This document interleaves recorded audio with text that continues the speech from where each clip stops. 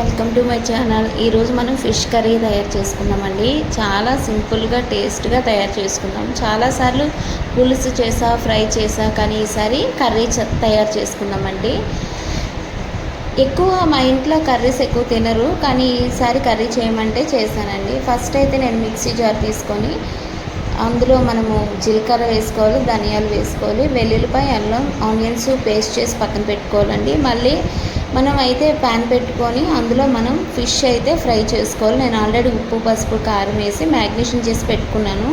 అవి చక్కగా ఫ్రై చేసి పక్కకు తీసిన తర్వాత మనం ఆవాలు, జీలకర్ర వేసుకోవాలి. వేసుకొని కరివేపాకు వేసిన తర్వాత అది ఫ్రై అయిన తర్వాత ఈ మసాలా వేసుకోవాలండి. మసాలా వేసి చక్కగా ఫ్రై అయిన తర్వాత నేను ఒక 2 టమాటోస్ తీసుకున్నాను, అవి కూడా వేసి ఫ్రై చేసుకున్నానండి. మనకి నచ్చిన వెరైటీస్గా చేసుకోవచ్చు, మనకి ఏ రకంగా కావాలంటే ఆ రకంగా. ఈసారి చిన్న చేపలు తీసుకున్నాను, అవి చెరువు చేపలే కానండి, చిన్నవి తీసుకున్నాను. ఇలాంటివి మా పిల్లలు అస్సలు నచ్చరండి, ఇష్టపడి తినరు. వాళ్ళకి అసలు ఫిష్ అంటేనే చిరాకు. కానీ ఇంకా మా ఆయనకి ఇష్టం, అది గురించే తీసుకొని చేస్తున్నానండి ఇలా.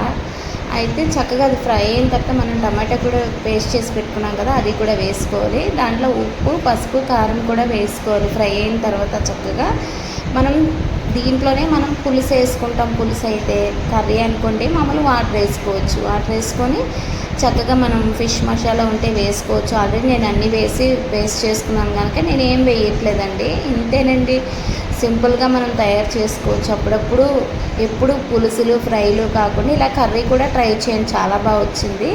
మనకి నచ్చిన ఐటమ్స్ వేసుకొని కూడా తయారు చేసుకోవచ్చు. నేనైతే ఇలా సింపుల్గా తయారు చేస్తున్నాను. తర్వాత అది ఫ్రై అయిన తర్వాత మనకి ఎంత గ్రేవీ కావాలో అంత వాటర్ వేసుకొని మనం చక్కగా అది మళ్ళీ బాయిల్ అవ్వాలి కనుక కొంచెం ఎక్కువే వాటర్ వేసుకున్న తర్వాత కొంచెం బాయిల్ అయ్యేటప్పుడు మనం ఫిష్ ఫ్రై చేసిన పీసెస్ తీసుకున్నాం కదా, అవి వేసుకొని ఇంకా కాసేపు కుక్ అయిన తర్వాత కొత్తిమీర వేసుకొని గార్నిష్ చేసుకోవడం. ఇంతేనండి, సింపుల్ టేస్టీ ఫిష్ కర్రీ అండి. పులుసు కాదు, ఇది కర్రీ. మీకు నా వీడియో నచ్చినట్లయితే లైక్ చేయండి, షేర్ చేయండి, కామెంట్స్ చేయండి, ఇంకేమేమి కావాలో అడగండి.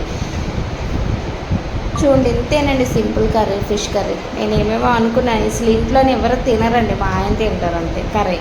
నేనైతే పులుసు అయినా తింటాను, కానీ కర్రీ మాత్రం నాకు తిన్నాను.